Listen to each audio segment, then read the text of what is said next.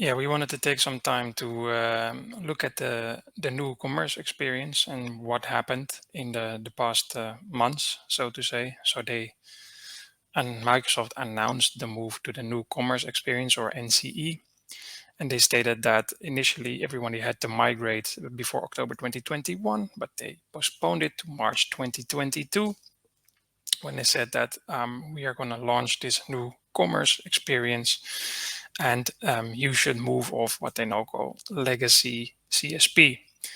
And the new ordering, with the new model came a new ordering model as well. So they had the monthly offerings, still the same as what you're used to, but what they did was increase the price. So the monthly flexibility would become more expensive, and that can be seen on the right hand side as well, where you see some of these price increases from the previous legacy monthly pricing to the new commerce experience pricing. Then they had the annual pricing, where they said, okay, what you were used to as a monthly price is now the annual price. You will get less flexibility, but your pricing is better than when you sign up to a monthly offer. And for Dynamics, they had a 3-year offering, because usually if you make the choice for Dynamics, you're doing this for a longer period of time. You want to be able to lock in the pricing, and you have the ability to do so by paying for a 3-year price lock. Now, usually in the legacy CSP experience, you were able to cancel your subscriptions throughout the month. And Microsoft said, we're not going to do that anymore. You can only cancel your subscription up to 72 hours after you initially purchase it. And they've since saw that that was a little bit too small of a time frame. So they updated it to 7 days. So instead of 3 days, you now have 7 days to cancel your subscription after ordering it. In the past, you could cancel it at any time and you would get a prorated refund for the period of the month that you weren't using it. But right now, you just need to make sure that you're ordering the right thing. And if not, you need to make sure that you figure out that you did not do this within 7 days of doing that order. Now again, price increase, so the monthly pricing has increased, and they can be up to 20% or more than what you were used to. And annual commits are priced at the old flexible monthly pricing model. Then on the right hand side, you see the pricing increases based on the additional announcement that Microsoft made on updating the pricing for anything except the Microsoft 365 E5. So you see the pricing for Microsoft 365 E3 is up 12.5%, opposed to the previous pricing. Office 365 E3, 14.7%, E1 even a staggering 25.4%. So this and being in a monthly flexible model will cost you a lot if you are subscribing to one of these products. At this moment, you should have moved to the NCE program from legacy CSP if you wanted to take benefit of the annual pricing, because it had a discounted price to be in line with the monthly pricing that you're used to. And there were even some promotions ongoing.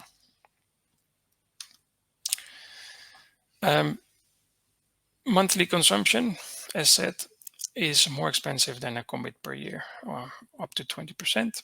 Kickback structure has changed. Microsoft has offered a higher rebate for partners that can push clients to the yearly commit in NCE. So there was a kind of like a promotion focus model that Microsoft put in place for partners to incentivize everyone to move to the new commerce experience, and that helped. That created quite a bit of noise in the market. So a lot of organizations reached out to us as well, saying, "Hey, this is what's going on. We're being asked to sign this for an annual term in CSP, whereas we're super happy with the monthly licensing model. What's going on? Why should I do this?"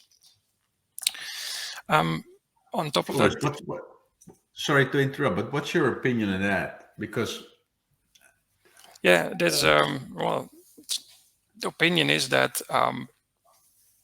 a lot of partners try to take advantage of the market Yeah, space here.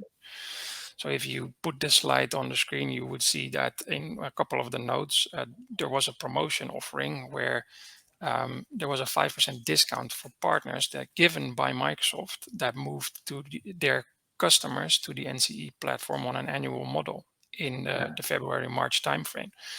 So what they did was tell the customer that they should go to annual commits, otherwise their monthly pricing will go up.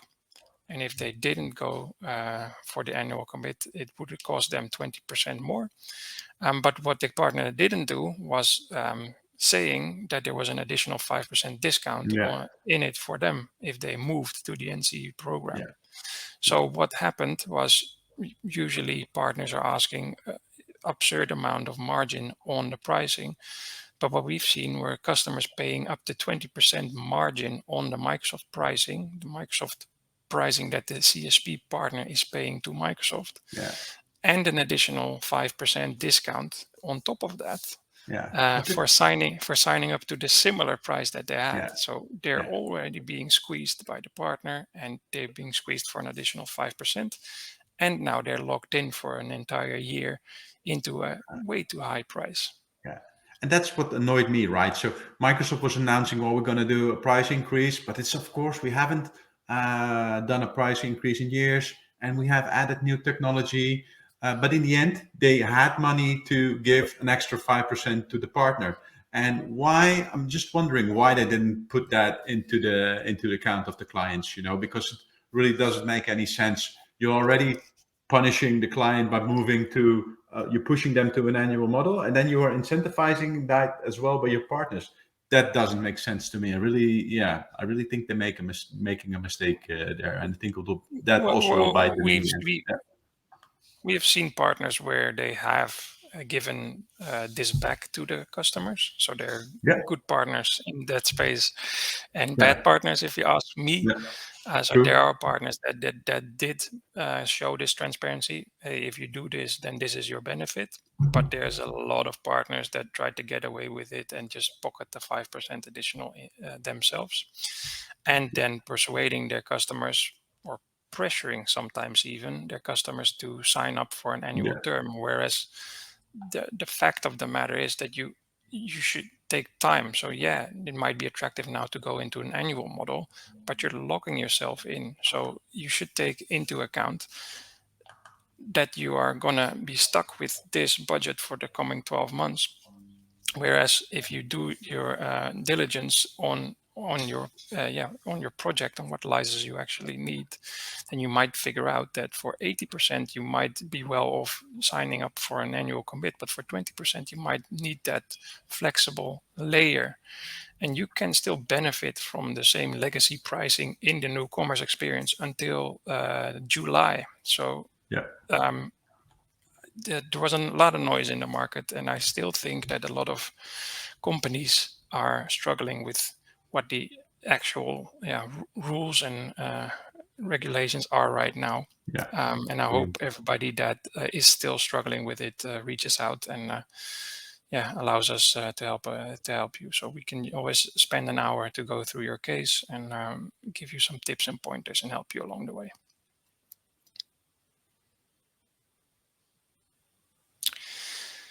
Then some other notes. So if we look towards the non-profit price increase, it's rumored, it's actually been announced as well.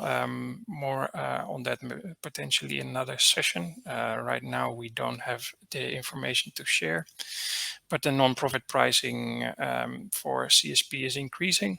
Microsoft is not as drastically as with the commercial pricing, but they are significantly increasing certain products in non-profit as well. And we feel and think that price increases will follow more rapidly as of now.